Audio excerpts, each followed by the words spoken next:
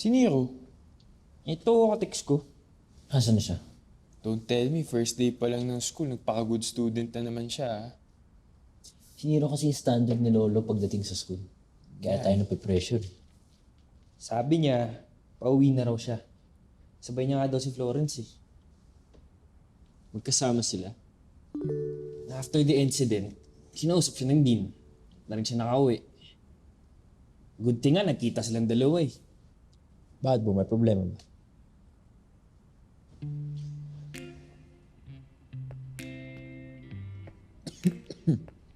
Problema nun. I don't know.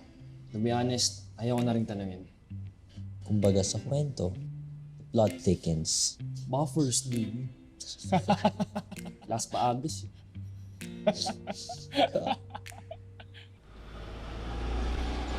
So, Nero, kamusta na ang first day of school? Okay ka lang? Okay lang naman. Ikaw?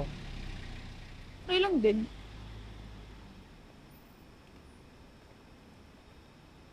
Parang di ka naniniwala. Sa mga narinig ko lang, mukhang di maganda araw mo sa school.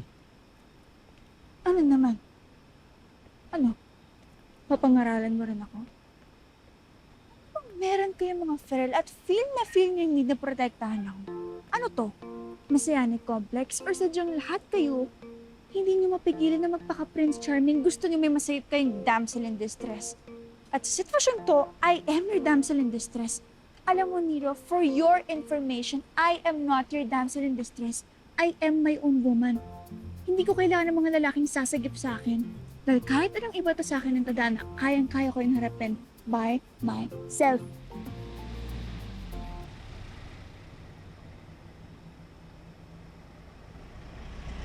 Hindi naman masama na humingi ng tulong sa iba. At hindi rin maganda na lagi sinasarili mo ang lahat. Huwag kang magsalita na parang hindi ka nasasaktan. Umakta na parang hindi ka nahihirapan. Dahil gano'n man itago yung loob mo, siguradong minsan, humihiling yan ng kadamay. Hindi kailangan ng humingi ng saklolo. Minsan gano'n talaga. Kailangan natin ng ibang tao para makaahon. Paminsan-minsan, magpakatotoo ka sa totoong nararamdaman mo at huwag kang matakot na ipakita yun sa iba.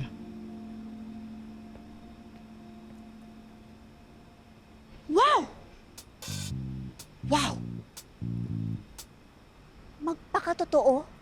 Talaga ba?